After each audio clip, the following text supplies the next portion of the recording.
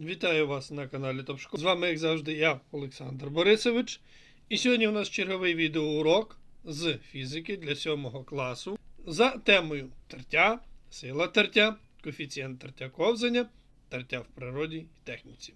Наш урок традиційно складатиметься з 3 частин: теорії, практики і тестових завдань. Але перед тим, як розпочнемо, у мене проханячко. Натисніть, будь ласка, вподобайку даному відео, підпишіться на канал і натисніть на дзвіночок, щоб не пропускати вихід нових відеоуроків. Ну що ж, не гаємо часу, починаємо. І розпочнемо з демонстрації деяких цікавих явищ. От, уявіть собі, така ситуація. Зараз вона буде показана ще раз. Є легковий автомобіль. Несеться з величезною швидкістю вантажний автомобіль і зупиняється. Я розумію, що водій тисне на гальма, колеса перестають крутитися і чомусь ця багатотонна автівка зупиняється. Що відбулося, чому вона зупинилася? Є ще такий цікавий момент. От є потяг у нас, да? За рахунок чого він починає рухатися? Ні, я розумію, що там двигун, працює, колеса крутяться. Але як? Що йому допомагає рухатись насправді? За рахунок чого? От ми з вами рухаємося. Ми з вами робимо крок за кроком, відштовхуємося від поверхні. Да? Ми можемо йти. Одяг, який є на нас, він чомусь з нас не сковзає, не падає. Уявіть собі, що ми одягаємо штанці або юбку, а вони падають донизу. А так вони чомусь тримаються. Ну, зрозуміло, там, наприклад, светр чи рубашка, да? Вони на плечах, там, на руках як тримаються, а штани, шкарпетки, яким чином вони тримаються. Чого їх сила тяжіння не тягне донизу? Чого вони не спадають? Ще варіант. От, будь ласка, якщо чули вислів, як корова на льоду. Отут у нас поверхні чудові, да, тут усе гаразд, ми йдемо, а як тільки поверхня змінюється, от, наприклад, лід, то все, ми не можемо нормально йти, як би ми не старалися, не виходить. Що відбувається? От, будь ласка, дивіться, який песик. От він теж раз зібрався на гору і поїхав. Нагору він може збиратися, він там не ковзає, а поруч на споруді він ковзає. І таємниця, і відповідь на всі ці запитання криється у такому явищі, яке називається тертям. Взаємодія між поверхнями тіл, що дотикається, супроводжується виникненням явища тертя. У вантажівки колеса труться о поверхню.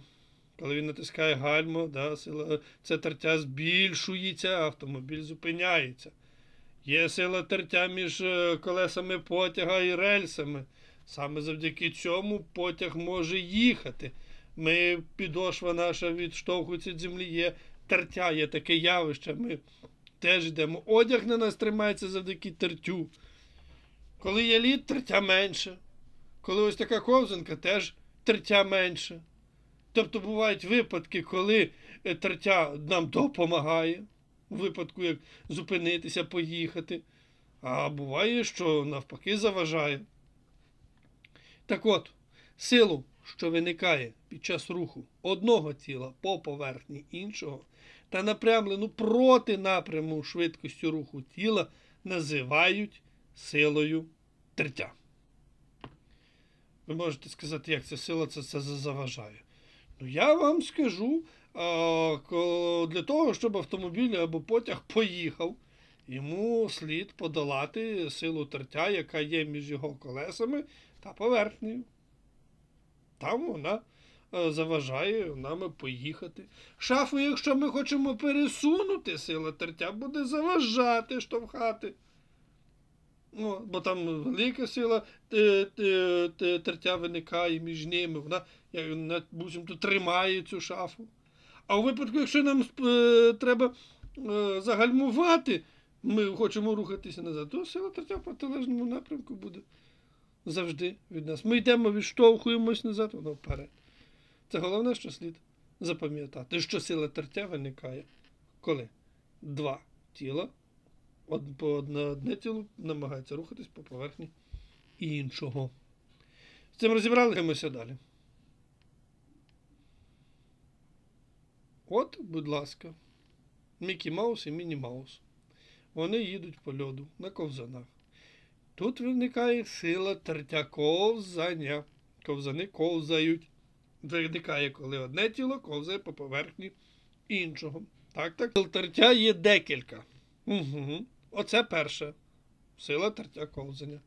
Друга сила, це, от бачите, у нас більярдний шар, він котиться.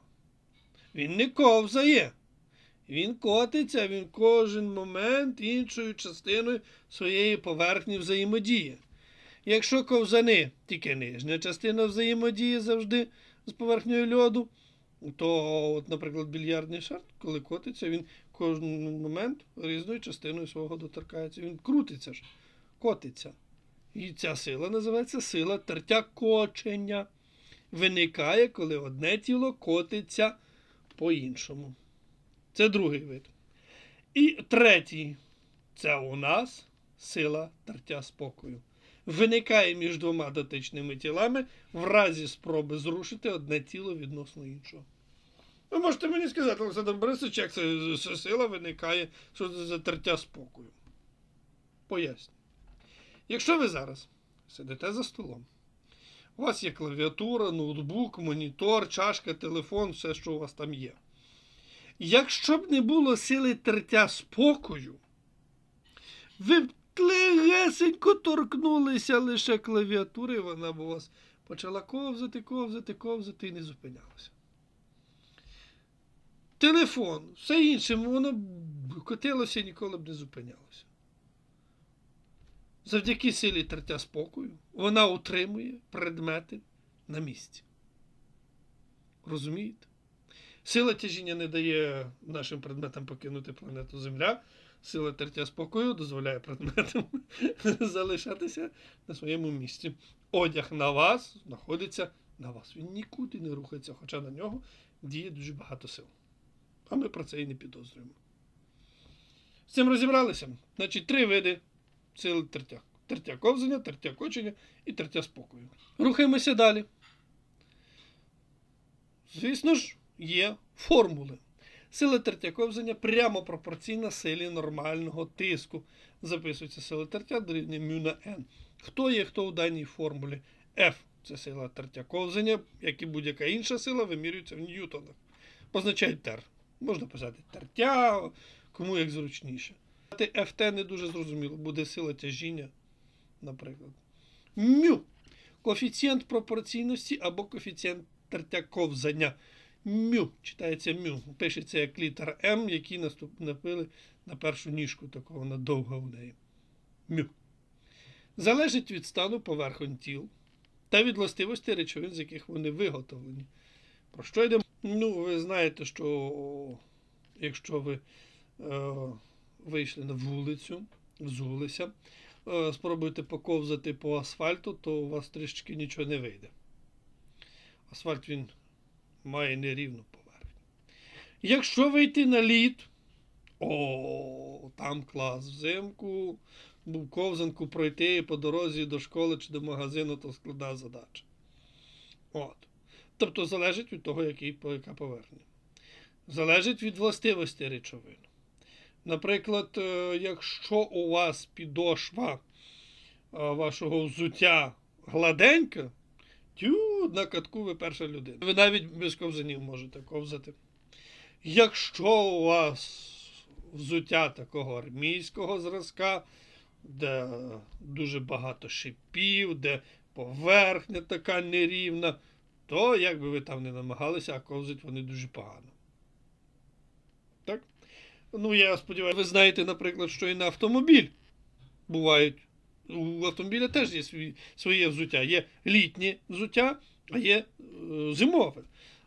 І можете навіть провести експеримент, якщо вам цікаво, якщо у вас є автомобіль, звернутися до батька чи до матері, нехай вам покажуть літню гуму і зимову гуму автомобіля, і побачите, що вони мають Різний вигляд, різну структуру. От.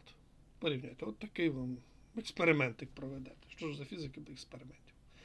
Так от, є таблиці, у підручнику вашому теж є, де написано, який коефіцієнт тертя ковзання між різними предметами. Вчені вже порахували, щоб ми кожного разу не обчислювали, а просто є таблиці. Є значення μ під час спокою, коли предмети просто стоять і не рухаються. Це одне значення. Як тільки ми прикладемо силу більшу за силу тертя спокою, у нас тіло почне рухатися, і коефіцієнт μ змінюється. Зверніть увагу, він зменшується, він є меншим. От. Якщо цікаво, можете натиснути на паузу, розглянути детальніше цю табличку. Що таке N?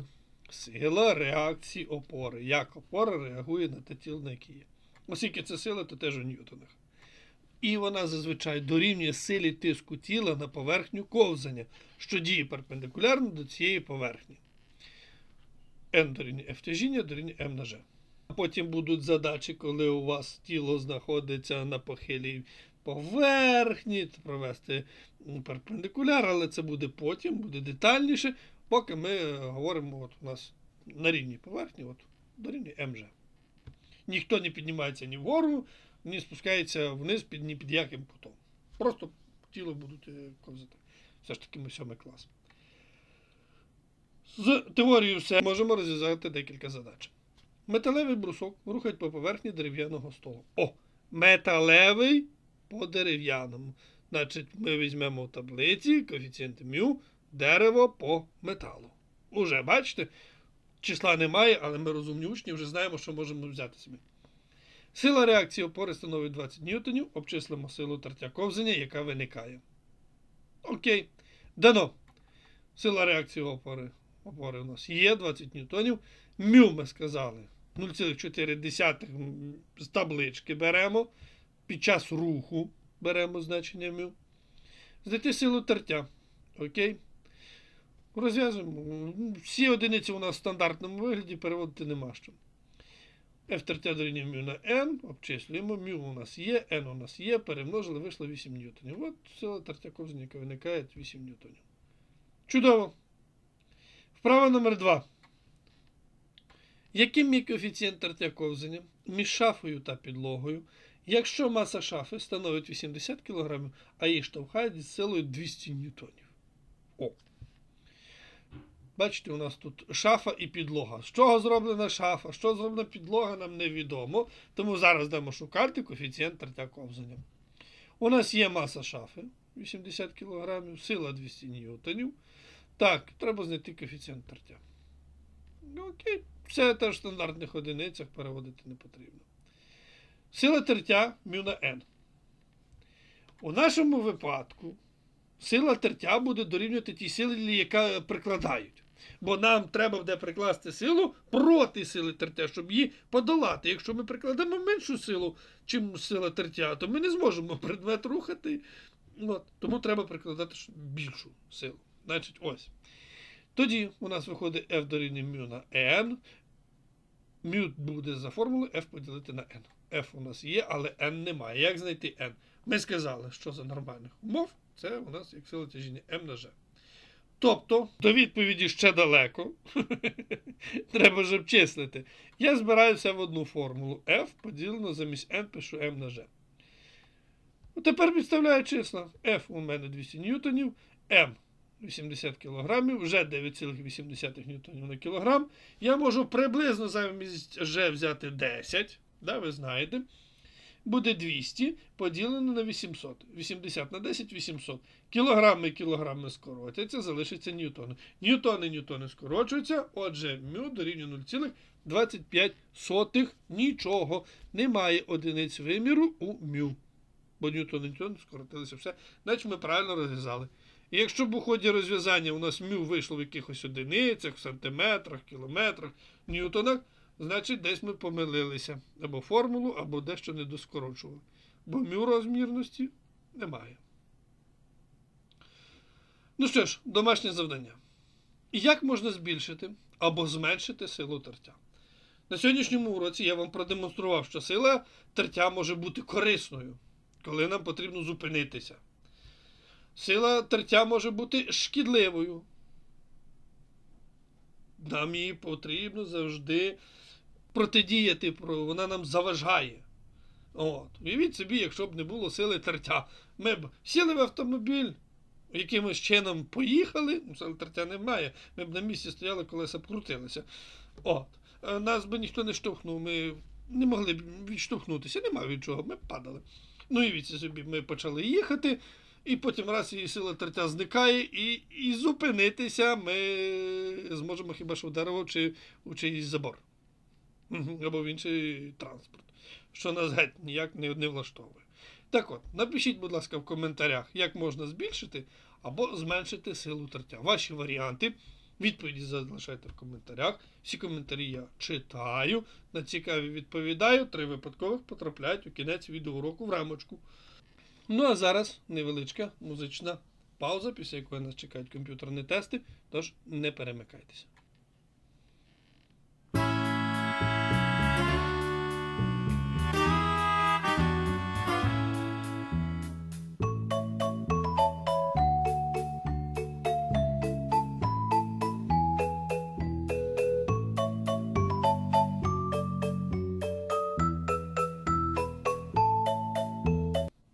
І так, трішечки відпочили. Помилувалися таким гарним муралом висотою 5 поверхів. Розташовано на будівлі в місті Авдіївка, Донецька область. Ну що ж, перед оціночкою тестові завдання самі себе ж не вирішать. Ви ж це прекрасно знаєте. І так, тема тестів співпадає з темою уроку. Тертя, сила тертя, коефіцієнт тертя ковзня, тертя в природній техніці. 11 запитань, 7 клас фізика. Чудово, тести проходжу я, вводжу свої дані. Починаємо тестування.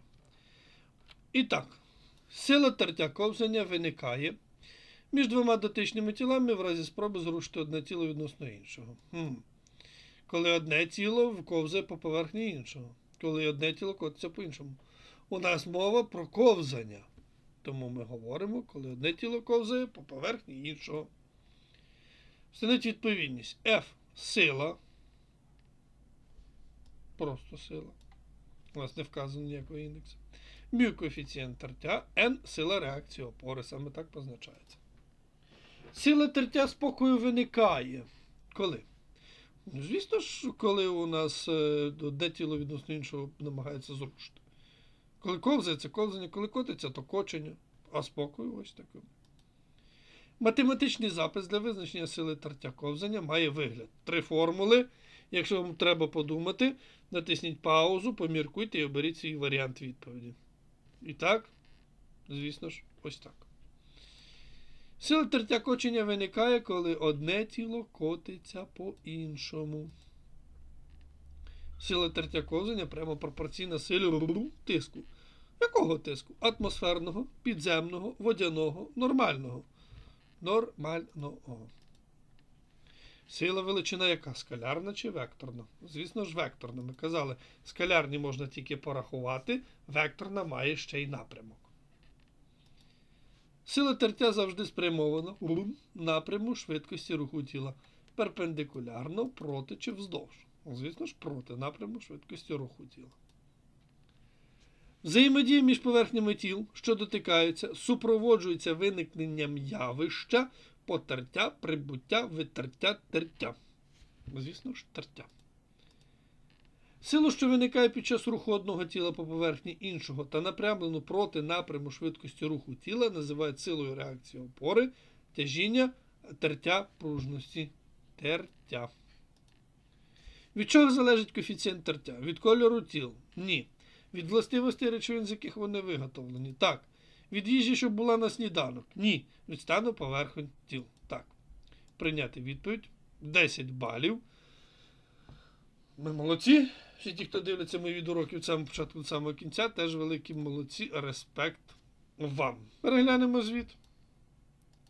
Так, його можна зберегти у файл, роздрукувати, вказана тема, хто проходив, коли проходив, скільки тривало тестування, скільки запитань, скільки правильних відповідей, яка оціночка. Помилок немає, аналізувати нема що.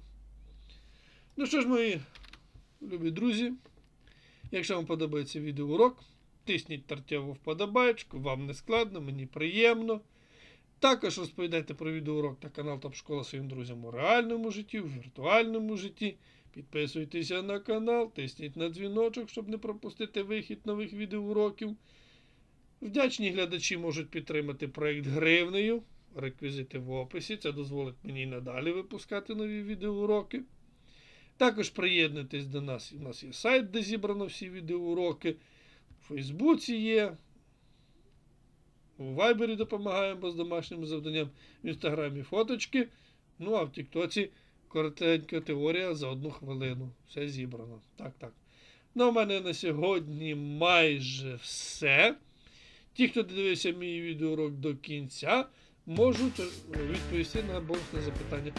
Да, навіть не відповідати. Просто напишіть у коментарях слово «четвер» великими літерами. Саме в четвер я записую цей відеоурок. Я буду знати, що ви дивилися до кінця. І з вам велику вподобаєчку.